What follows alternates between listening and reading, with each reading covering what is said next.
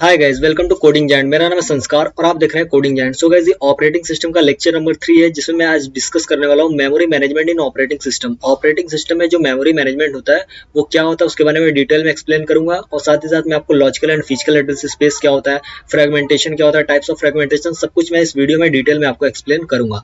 So guys, video start करने से पहले अगर आपने अभी तक मेरे ऑपरेटिंग सिस्टम के प्लेलिस्ट को एक्सेस नहीं किया ना, तो आप प्लीज उस प्लेलिस्ट को एक्सेस कर लीजिए, क्योंकि मैं उसमें ऑपरेटिंग सिस्टम से रिलेटेड वीडियोस अपलोड करता रहता हूँ। तो चलिए हम वीडियो को स्टार्ट करते हैं। सो हम देखते हैं memory management. In a multi-programming computer, the operating system resides in a part of memory and the rest is used by multiple processes. अब मल्टी-प्रोग्रामिंग कंप्यूटर में क्या होता है, जो ऑपरेटिंग सिस्टम होता है वो रिजाइड मतलब रहता है, रिजाइड करता है पार्ट ऑफ द मेमोरी के किसी पार्ट में रिजाइड करता है, and the rest of the memory जो होती है वो यूज्ड बाय मल्टीपल प्रोसेसेस। जो रेस्ट ऑफ द बची हुई मेमोरी जो होती है वो मल्टीपल प्रोसेस के द्वारा यूज की जाती है। The task of subdividing the memory among different processes is called memory management. अब जो टास्क होता है सब डिवाइडिंग द मेमोरी को सब डिवाइड करना फॉर डिफरेंट प्रोसेसेस, उसी को हम लोग बोलते हैं memory management. Memory management is a method in operating system to manage operation between main memory and disk during process execution. अब मेमोरी मैनेजमेंट जो होता है वो एक मेथड होता है ऑपरेटिंग सिस्टम में टू मैनेज द ऑपरेशन को मैनेज करता है ऑपरेटिंग सिस्टम से, और manage the operation between main memory और डिस्क में ऑपरेशन को मैनेज करता है ड्यूरिंग द प्रोग्राम एक्सिक्यूशन या प्रोसेस एक्सिक्यूशन के टाइम में। The main aim of memory management is to achieve efficient utilisation of memory. अब मेन जो एम होता है मेमोरी मैनेजमेंट का वो क्या होता है, is to achieve efficient utilisation of the memory, कि वो एफिशिएंटली मेमोरी को पूरी तरह से यूटिलाइज कर सके। अब हम देखते हैं why memory management is required. Memory management required क्यों होता है? So why memory management is required? allocate and deallocate memory before and after process execution. So memory management क्यों required होता है? allocate and deallocate memory before and after process, मतलब process को memory allocate करो और जब प्रोसेस कंप्लीट हो जाए तो उस मेमोरी को क्या कर दो, डीएलोकेट कर दो। So to keep the track of used memory space by processes, जो मेमोरी यूज हुआ प्रोसेस के द्वारा उसका ट्रैक, उसका रिकॉर्ड रखने के लिए कि किस प्रोसेस ने इस मेमोरी को यूज किया है। टू मिनिमाइज फ्रेगमेंटेशन इशू को मिनिमाइज करने के लिए, फ्रेगमेंटेशन में भी आगे डिस्कस करूंगा कि होता क्या है। To proper utilisation of main memory के प्रॉपर यूटिलाइजेशन के लिए। To maintain data integrity while execution of process, data integrity को मेंटेन करने के लिए while execution of the process. So अब हम देखते हैं logical and physical address space क्या होता है। सो लॉजिकल एड्रेस स्पेस पहले देखते हैं। An address generated by the CPU is known as logical address. अब जो एड्रेस जनरेट होता है सीपीयू से उसको हम लोग बोलते हैं logical address. It is also known as virtual address, इसको हम लोग वर्चुअल एड्रेस भी बोलते हैं। Logical address space can be defined as the size of the process, and logical address can be changed.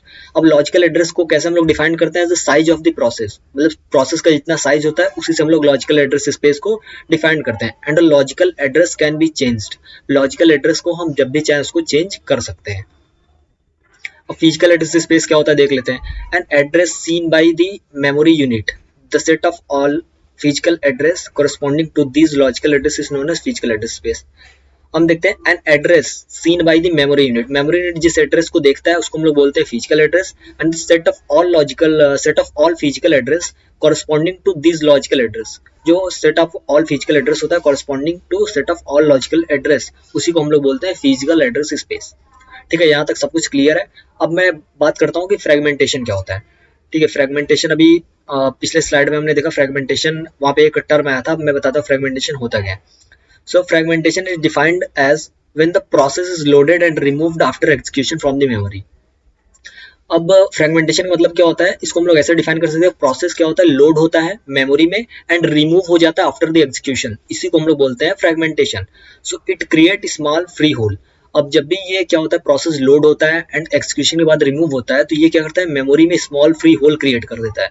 So this hole can not be assign to new process. अब ये whole जो create करता है वो new process को assign नहीं किए जाते, because holes are not combined और do not fulfil the memory requirement of the process. क्योंकि जो होल्स होते हैं वो कंबाइंड नहीं होते हैं एंड या तो वो फुलफिल नहीं कर पाएंगे नीड न्यू प्रोसेस की। So to achieve a degree of multi-programming, we must reduce the waste of memory और fragmentation problem. So अगर हमें degree of multi-programming को increase करना है तो हमें क्या करना पड़ेगा, waste of the memory को reduce करना पड़ेगा या फिर fragmentation problem को हमें reduce करना पड़ेगा। तो हम देखते हैं types of fragmentation क्या क्या होते हैं। तो in operating system two types of fragmentation. अब देखो ऑपरेटिंग सिस्टम में टू टाइप्स के फ्रेगमेंटेशन होते हैं। अब पहला क्या है, internal fragmentation. So internal fragmentation occurs when memory blocks are allocated to the process more than their requested size। अब देखो internal fragmentation कब create होता है, जैसे internal fragmentation तब होता है जब हम memory block को more than requested size से उसको क्या करते हैं, allocate कर देते हैं। Due to this some unused space left over and create an internal fragmentation problem। अब जो unused space बचा रहता है memory को allocate करने के बाद वही क्या करता है, internal fragmentation को create करता है।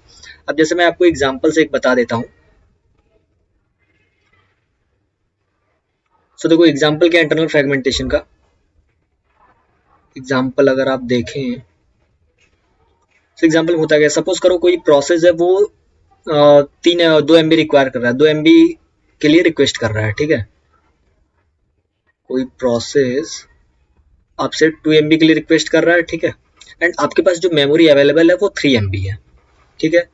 3 MB है एंड 4 MB की मेमोरी आपके पास दो अवेलेबल है, ठीक है। तो अब ये 2 MB रिक्वेस्ट कर रहा है, तो आप क्या करेंगे, आप इसको कौन सी मेमोरी देंगे, आप 3 MB वाली मेमोरी देंगे, क्योंकि 4 MB वाली देंगे तो 2 MB वेस्ट हो जाएगा।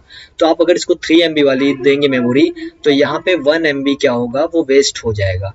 तो यही क्या करेगा, इंटरनल फ्रेगमेंटेशन को क्रिएट कर देगा। तो ये हमारा था इंटरनल फ्रेगमेंटेशन का एग्जाम्पल। अब हम देखते हैं एक्सटर्नल फ्रेगमेंटेशन क्या होता है। तो देखो एक्सटर्नल फ्रेगमेंटेशन देखते हैं। In external fragmentation we have a memory block but we cannot assign it to process because block are not contiguous।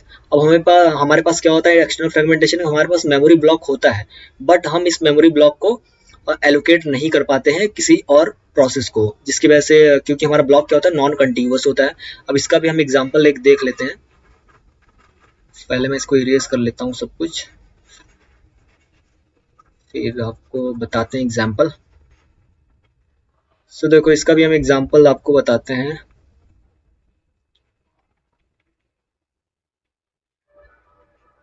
So example देखो क्या होता है यार।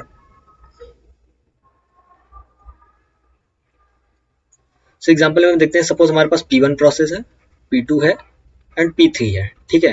तो ये हमारा रिक्वेस्ट कर रहे हैं 2 MB, 4 MB एंड 7 MB हम ये रिक्वेस्ट कर रहे हैं। और हमारे पास जो अवेलेबल है, अवेलेबल मेमोरी जो हमारे पास है वो क्या है, 3 MB, 3 MB एंड 7 MB, ठीक है। तो अब यहाँ पे क्या हो रहा है कि अगर मैं 3 MB वाला मेमोरी इसको मैं देता हूँ, ठीक है, 3 MB का, सॉरी यहाँ पे 3 नहीं, एक सेकेंड, यहाँ पे प्रॉब्लम हो जाएगी।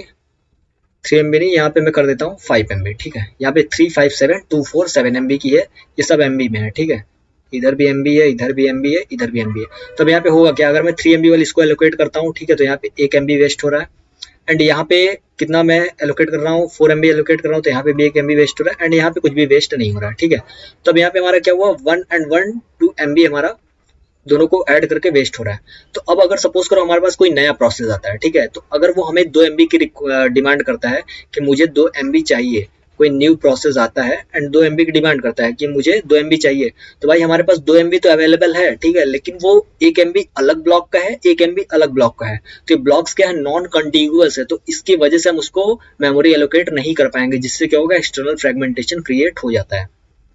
सो गाइस यही था memory management in operating system, जिसमें मैंने आपको बताया मेमोरी मैनेजमेंट क्या होता है, क्यों रिक्वायर्ड है, and logical physical address space क्या है, फ्रेगमेंटेशन क्या है, टाइप्स ऑफ फ्रेगमेंटेशन, सब कुछ मैंने आपको इस लेक्चर में एक्सप्लेन कर दिया। सो गाइस अगर आपको ये वीडियो अच्छा लगा तो प्लीज इस वीडियो को लाइक करिए, शेयर करिए, कमेंट करिए, और अगर आपने अभी तक हमारे चैनल को सब्सक्राइब नहीं किया ना, तो प्लीज हमारे चैनल को सब्सक्राइब कर लीजिए, क्योंकि ऐसे ही programming, computer and technical videos like programming हो गया, जावा हो गया, इन सबसे रिलेटेड वीडियोस आपको इस चैनल पे मिलते रहते हैं। So thank you, thanks for watching.